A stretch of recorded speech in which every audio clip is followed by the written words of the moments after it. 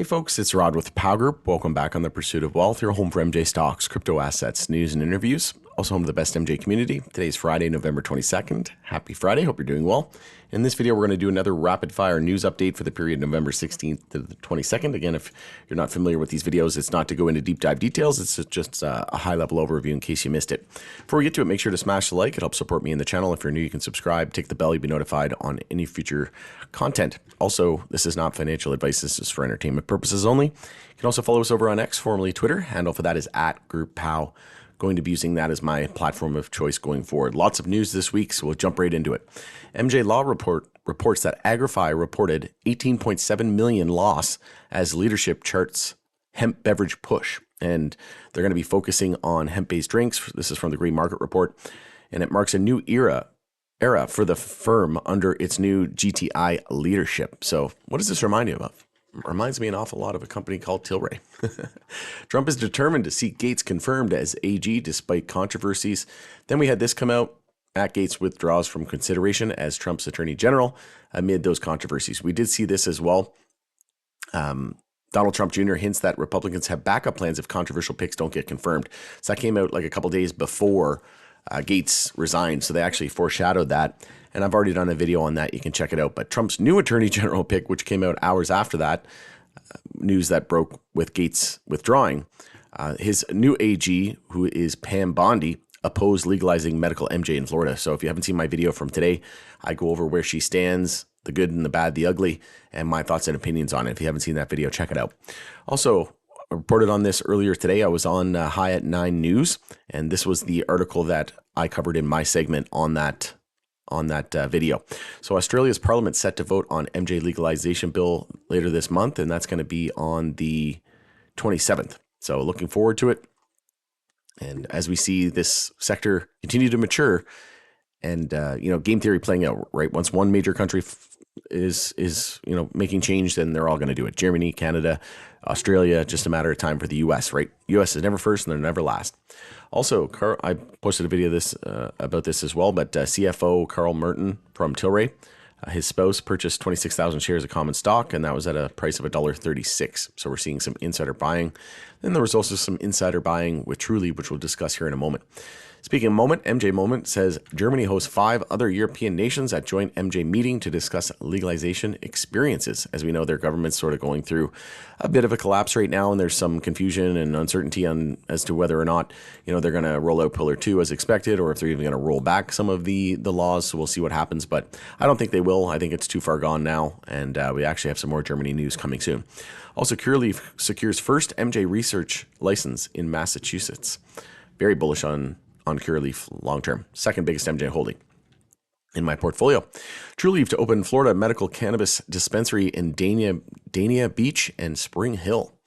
Also, MJ Moment reports that GOP senator says marijuana banking and rescheduling are half-ass measures, arguing cannabis should be legally regulated like alcohol and tobacco. I would agree. There should be even less regulations because it's not poison like alcohol and tobacco are, and they have absolutely no medical value. So, I could not agree more with that statement.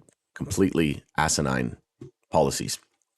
Democratic senators see pathway for MJ banking bill in lame duck, but identify key obstacles. So this very well could happen. A lame duck just means, when there's an election and the administration has to pass it over to a new administration, that's called the lame duck, right? During that period after the election before the inauguration on January 20th.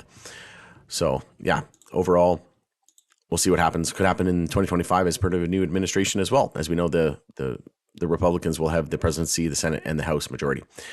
Researcher asked DEA judge to postpone MJ rescheduling hearing until after Trump takes over. Things that make you go, why would that be? Could he be a little bit more friendly towards it? Who knows? Maybe they might even try and skip that altogether and delist it. You gotta wonder. DEA should be removed from MJ rescheduling hearing after illegally conspiring with prohibitionist groups, the legal filing says. So wouldn't be surprised at all. These agencies and these unelected bureaucrats trying to, go against the will of the people. It's just absolutely sickening. We know that Gary Gensler is stepping down from the SEC come January 20th as the commissioner chairman. So that's great to see. And I'm definitely going to be having a drink tonight in celebration of that. the lead clown at the SEC. So lead SEC clown steps down. That should be the headline.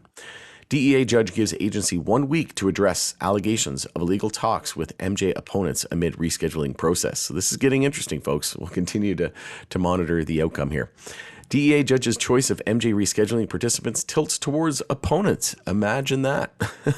Again, it's just is frustrating, and they're just trying to slow the industry down as long as they can, right? They're going to wait for crypto and big tech and AI to top out, and then they're letting big alcohol, tobacco, pharma, letting them all get caught up. I used to work for a pharmaceutical company, and all they could do after the opioid crisis was talk about cannabis. So you can read between the lines and connect the dots there. Canopy Growth launches Claiborne infused pre-rolls in Canada. If you end up trying these out, let me know. Germany's medical MJ imports grow 70% in Q3 as market explosion continues. And I remember Boris Jordan saying in a recent interview that he believes that, the UK and like international markets, the UK is great, but he said Germany's going to be the place to be over the next couple of years. So that's why I'm not too worried about this turmoil that we have right now in terms of their government. I think we're going to be A-okay. Aurora Cannabis expands innovative recreational product portfolio. Not a fan of their products at all. So the fact that they're expanding their portfolio and trying to come up with different products, I think that might be a good thing. Also, Decibel announced third quarter results. So they had net revenue of $24.1 million. Overall, a pretty good quarter. I was actually talking to somebody today that's been in touch with them and has some connections. And I'm going to see if I can get their CEO on for an interview at some point soon. Let me know if you'd like to see that in the comment section below. Also, Green Thumb expands national retail footprint to over 100 stores nationwide with the opening of Rise Carson City on US Highway 50 in Nevada and Rise Brooklyn Park in Minnesota. I think it operates in 14 states right now, but a lot of expanding to do there for Green Thumb. Also, Trulieve announced insider share purchases by executive leadership and board members. So never a better time, in my opinion. What do they know, right? Like we're going to see major US reform, in my opinion. And MJ could go on to become the best performing, if not the best performing sector over the next couple of years as we see big tech, crypto, AI stall out and enter a bear market, in my opinion. All right, wrapping it up. This is the last article. Last but not least, SNDL appoints new chief information officer and new president to the liquor division. So another company that I'm very bullish on long term, but let me know your thoughts and opinions in the comment section below. I actually cruised through the news pretty quick today. It's always there's always so much news. I have to go through so much and cherry pick all of the major headlines, all the major news pieces. So I do my best, and I really enjoy actually doing these videos. It's pretty fun to go through and see how much actually transpires in the run of a week. Just in 1 week, how much news comes out. Unfortunately, the prices are not reacting yet, but don't worry, it'll catch up, and we just need big tech, crypto, and AI to top out, similar to what happened in 2018 when Canada legalized at the federal level. We have potential reform at the federal level, and many states seeing reform as well. So it's just a matter of time. Australia later on this month as well. It's an exciting time. All right. Hope you have a great weekend ahead. It's Rod with Power Group. Thanks again for joining us in the pursuit of wealth, and we'll catch you on the next update.